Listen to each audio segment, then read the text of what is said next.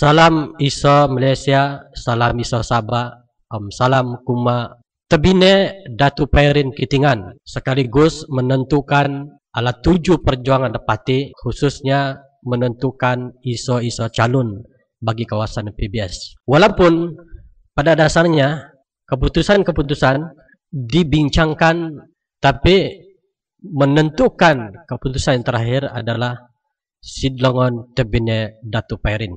Sebagai individu pemerhati terlibat secara langsung NGO kawasan Endi Matandik, barangkali perkara-perkara datang bangkitan kuliti amu nakalaga sina telinga Datu, sebab laporan-laporan pihak pelapor amu berpaksi kepada ketulusan, kejujuran, tapi atas dasar kepentingan pribadi, kepentingan politik, ataupun istilah paling tepat pembohongan. Yaku sebagai pengundi kawasan Tandik mewakili suara-suara tulun daki Margang mengemukakan kenyataan beberapa perkara supaya pihak Datu menghitung sebelum membuat isu-isu keputusan dalam masa pilihan raya akan datang. Bila mencerita Tandik, kikiawi tengah tulun nelaan bahawasanya Tandik itu merupakan kawasan PBS.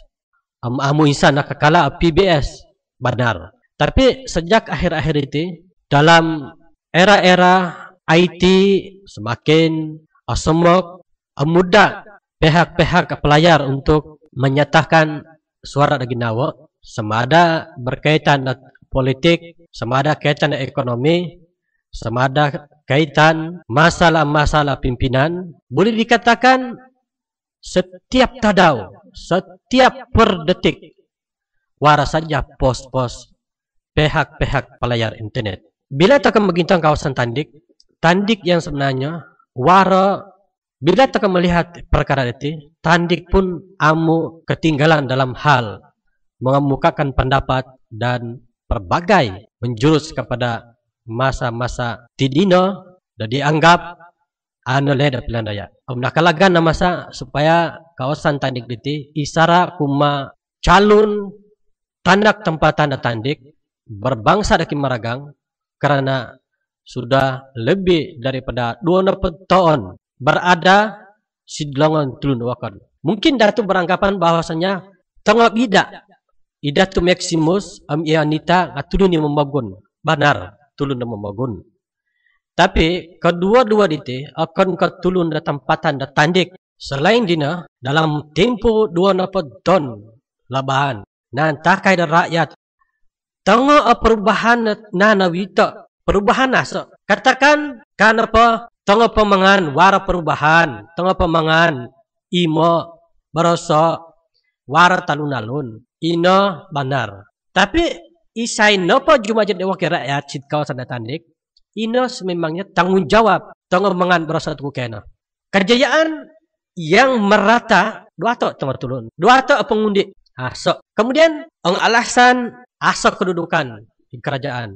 Maximus wara kedudukan menteri tagayo penuh. Okey, mungkin beralasan kan bagus. Jawatan amu nokonong sebab suaya kementerian. Tapi masakan amu muka bang atau amu menak idea melapor dan sebagainya. Amu dagai dapat menerima. Selain daripada ang wara alasan kan bagus bahawa saya tuduh dari Maragang asok berkaitan, maka cabaran ku pihak yang berkaitan dalam masa tidina itu tulun dari Maragang bukan ke setakat guru nak kiwara, pegawai tinggi kerajaan nak kiwara, pensyarah universiti nak kiwara, profesor nak kiwara, peguam nak kiwara, doktor nak kiwara. Jadi tengok alasan. Seolah-olah yang sebenarnya dalam pemikiranku secara pribadi menjajah dalam pembangunan kendiri. Tidak apa anggaran pembangunan nawit, tapi ti asok. Ang intangan kawasan-kawasan wakon terlalu cemburu apa yang sebenarnya untuk menggintang pembangunan. Yaku hanya menyampai terpulang nah di dalam tidina itu suara-suara di peringkat pengundi-pengundi, pemuda-pemuda semakin bersuara. Amu mustahil dalam pilihan yang akan datang itu. Maximus Ianita ang masih pecalon, maka bersedialah untuk kumala. Sedangkan yang sebenarnya perkataan kala itu amut agai enginan pikiro toko na tawawasi. Magyad toko karena nakamanang atau magyad toko karena nakala toko sitid kawasan na tandik